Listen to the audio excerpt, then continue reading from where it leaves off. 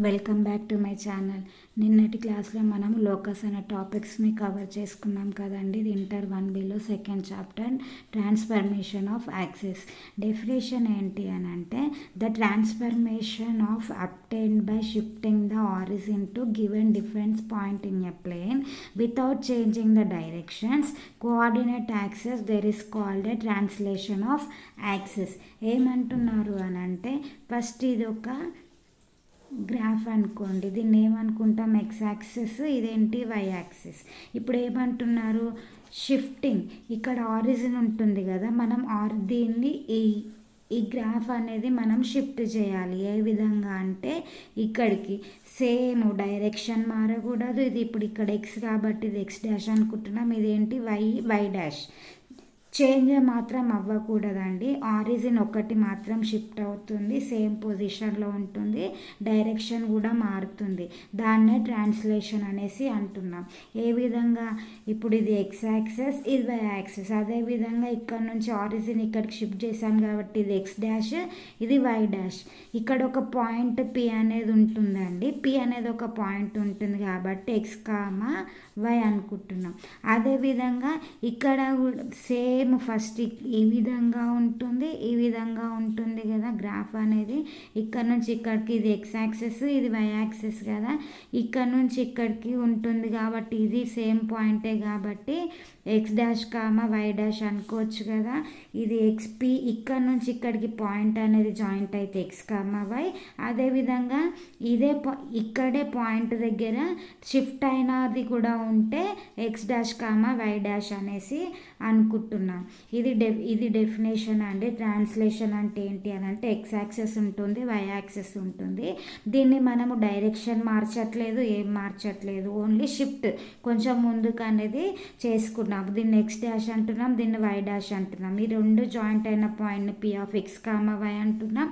అదేవిధంగా కొత్తగా జాయిన్ చేసిన పాయింట్ని P of x dash comma y dash అనేసి అనుకుంటున్నాం.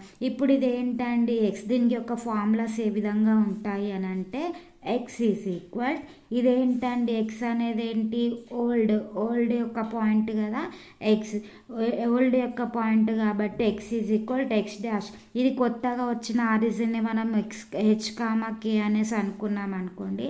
హెచ్ అంటే ఎక్స్ యాక్సిస్, కే అంటే వై యాక్సిస్ కదా. ఇప్పుడు ఎక్స్ క్యాపిటల్ ఇది ఎక్స్ అనుకుంటున్నాం కదండి, పాత ఓల్డ్ పాయింట్ని ఎక్స్ అనుకుంటున్నాం కదా. ఇప్పుడు మనకు X is equal X dash plus X యొక్క కోఆర్డినేట్ వై హెచ్. అర్థమైందా అండి. ఇప్పుడు ఈ రెండింటిని కలిపితే మనకు సేమ్ వాల్యూ అనేది వస్తుంది. ఏ విధంగా అని అంటే ఇప్పుడు ఎక్స్ ఉంది కదండి, X is equal X dash plus origin, ఇది దీని యొక్క ఫార్ములా. అదేవిధంగా capital Y is equal to ఏమవుతుందండి, వై డాష్ ప్లస్ కే. అర్థమైందా అండి points. X is equal X dash plus H, Y is equal Y dash plus K. ఒకసారి ఇది ఏంటండి, ఓల్డ్ యొక్క పాయింటే కదా, న్యూ ప్లస్ కొత్తగా వచ్చిన ఆరిజిన్.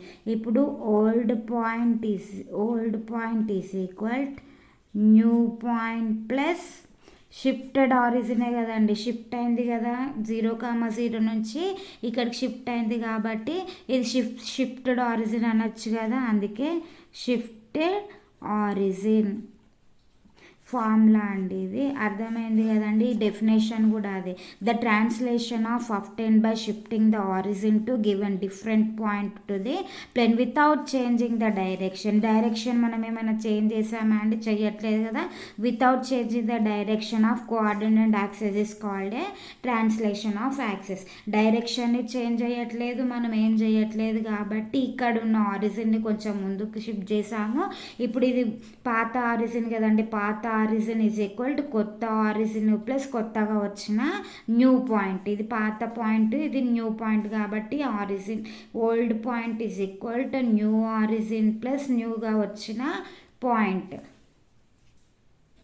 నెక్స్ట్ సెకండ్ డెఫినేషన్ అండి, రొటేషనల్ ఆఫ్ యాక్సిస్.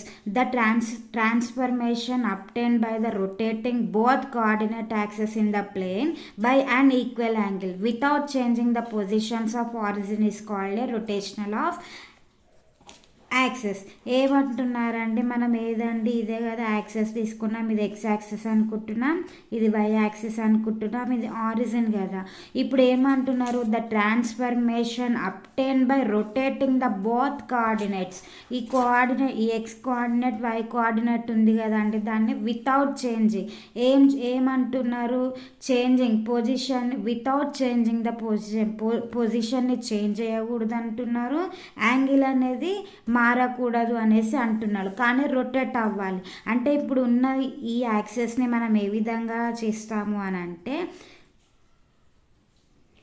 ఇది ఎక్స్ యాక్సెస్ ఉంది కదండి, దీన్ని ఇట్లా కొంచెం ముందుకి ఫార్వర్డ్ చేశాను, ఈ విధంగా అవుతుంది. అదేవిధంగా వై యాక్సెస్ అనేది ఈ విధంగా అవుతుంది. ఇప్పుడు సేమ్ డిగ్రీ సేమ్ అని ఉంటుంది మనకి, చేంజ్ ఒకటే అయిందండి, మనము చేంజ్ చేసాము. ఎందుకు, కొంచెం దాన్ని ముందుకి తీసుకొచ్చాము. ఏ విధంగా, ఈ ఎక్స్ యాక్సెస్ అనేది ఈ విధంగా తీసుకున్నాము, వై యాక్సెస్ని ఈ విధంగా. ఏం చేంజ్ అయ్యట్లేదు, పొజిషన్ చేంజ్ అయ్యట్లేదు. ఇది ఎక్స్ యాక్సెస్, ఇది వై యాక్సెసే కదండి. మనం ఎక్స్ యాక్సెస్ని ఇట్లా స్ట్రైట్గా ఉన్నదాన్ని కొంచెం ముందుకు యాంగిల్ మార్చాము, వై యాక్సెస్ని ఈ విధంగా మార్చాము.